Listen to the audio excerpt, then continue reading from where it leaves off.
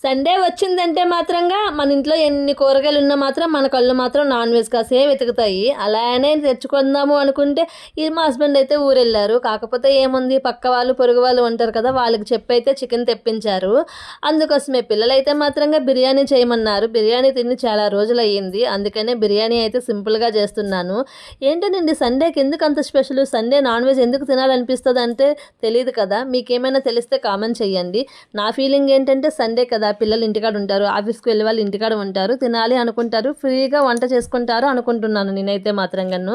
దమ్ బిర్యానీ చేస్తున్నాను అనుకుంటున్నారా? అవును, అనుకోండి. ఇలాగే దమ్ బిర్యానీ సింపుల్గా చేస్తున్నా. పెళ్ళైన కొత్తలో దమ్ బిర్యానీ అంటే కాదు కదా, వెజ్ బిర్యానీ అంటే కూడా ఏమో తెలియని మన ముఖం అనమాట. తెలుసు, తినడం తెలుసు, వండడం తెలియదు. కాకపోతే ఇప్పుడు మాత్రంగా బిర్యానీ నేర్చుకున్న ఫస్ట్లో అయితే ఇన్ని గిన్నెలు చేసేదాన్ని. అలవాటు అయ్యే కొద్ది ఒక 4-5 గిన్నెలతో ఇంకా బిర్యానీ చేయడం అయితే నేర్చేసుకున్నా. మీకు వీడియో కావాలా? అయితే కామెంట్ చేయండి.